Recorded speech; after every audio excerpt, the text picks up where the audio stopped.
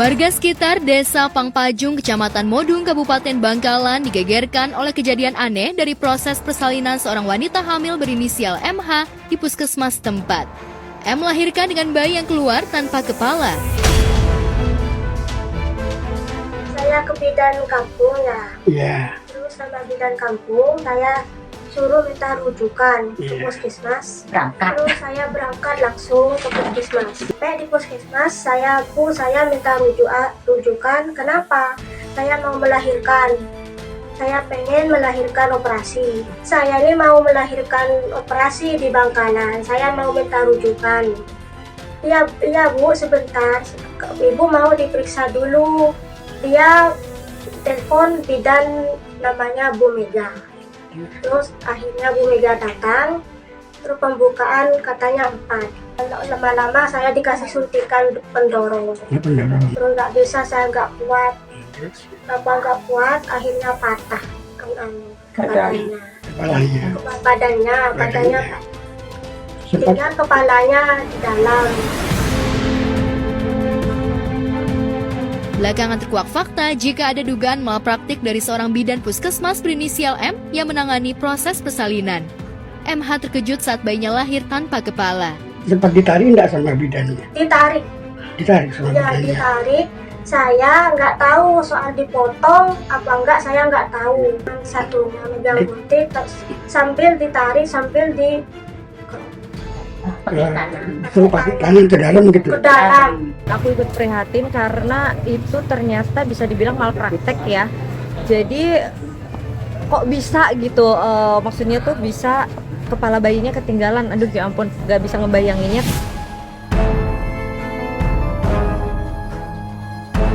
Pihak MH akhirnya melaporkan bidan puskesmas tersebut ke kepolisian setempat dengan dugaan malpraktik. Hingga Rabu kemarin, baik keluarga MH maupun terlapor masih terus menjalani pemeriksaan.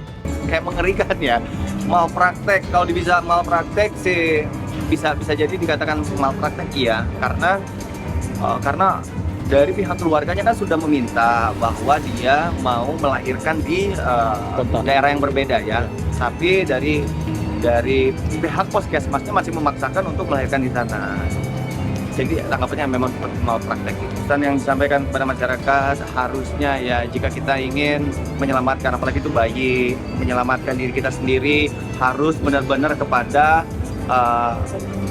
tempat yang tepat seperti dokter yang tepat atau tempat kesehatan yang tepat, rumah sakit yang tepat. Jika keluarga MH murka karena persalinannya gagal hingga melaporkan pegawai puskesmas ke polisi, Senin sore lalu di Lampung, tepatnya di Desa Gunung Ratu, Kecamatan Suwoh, Lampung Barat, ratusan warga tiba-tiba mengamuk dan meluapkan amarahnya dengan membakar Kantor Pelindungan dan Pelestarian Alam atau PPA Balai Nasional Bukit Barisan Selatan. Sontak dalam sekejap, kantor resmi di bawah Kementerian Lingkungan Hidup itu pun langsung rata terbakar. Woi, daerah Suwagi dan wong tas bakar ndak? Berasa sih.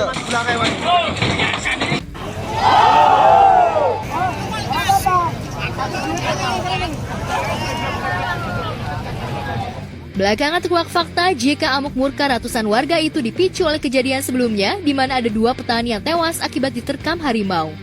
Warga kala itu marah karena pihak terkait tidak mampu menangkap harimau yang telah membuat 2 petani tewas.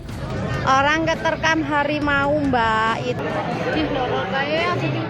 Harusnya kita mengedepankan itu asas kekeluargaan dulu lah, jangan kita menghakim sendiri karena apa ya, pasti efeknya pasti ada yang dirugikan. Jadi amarah dari warga sendiri sebenarnya meminta pertanggungjawaban dari petugas, tapi disayangkan yang ibaratnya di mana kesabaran dari pada warga ini belum bisa terjaga. Sejauh ini aksi membakar kantor PPA Balai Nasional Bukit Barisan Selatan itu dinilai warganet berlebihan. Malah sebagian warganet yang menyindir bukan harimau yang salah, tapi manusialah yang telah menduduki habitat mereka. Harimau itu emang hewan yang harus dilindungi. Emang harusnya juga ya pemerintah tuh bekerja sama lah ya, sama warga sekitar, sama penduduk setempat lah, supaya bagaimana caranya harimau liar itu tidak masuk ke pekarangan rumah penduduk sekitar. Sementara Minggu dini hari lalu, sekitar pukul 5:13 waktu Indonesia Barat, tepatnya 10 Maret 2024 lalu, komplotan maling motor sukses menggasak kendaraan roda 2 milik warga RT 6, Galur Johar Baru, Jakarta Pusat. Meski sang pemilik motor sudah menggunakan kunci ganda, namun kendaraan yang terparkir di depan rumah gang itu tetap berhasil digasak maling. Aksi ini berhasil terekam kamera CCTV.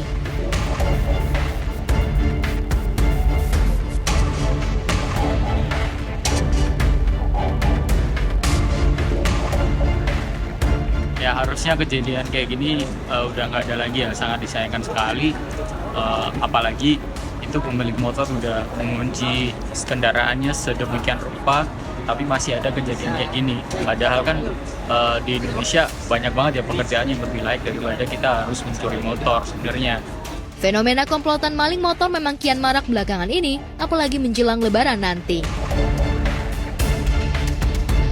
Buat para pemilik kendaraan yang ingin memarkirkan kendaraannya mungkin bisa mencari tempat yang lebih baik, karena gang-gang seperti di video tadi sangat banyak kemungkinan terjadi pencurian ataupun hal-hal yang tidak diinginkan. Di tengah banyak kasus kriminal memasuki puasa kedua kemarin, mantan pasangan suami istri Inara Rusli dan Virgon Tambunan justru masih harus menjajaki sidang dengan agenda mediasi terkait nafkah dan royalti. Pada sidang yang berlangsung tertutup itu, baik Inara maupun Virgon sama-sama hadir, tapi keduanya sama-sama irit bicara.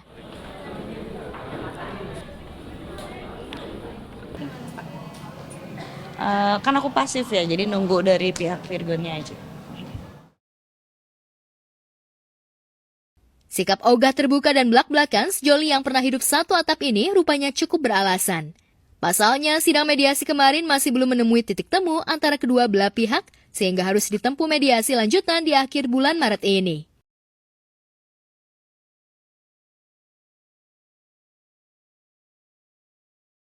Urusan aku sementara ini hanya sama Virgon aja sih. Di luar dari Virgon sendiri, aku nggak ada kaitan sama sekali.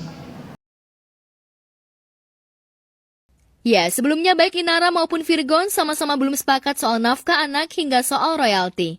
Virgon bahkan keberatan dengan angka nafkah hingga royalti yang harus diberikan dari lagu patungan yang diciptakan. Lantas akankah perselisihan ini akan usai di mediasi lanjutan kelak?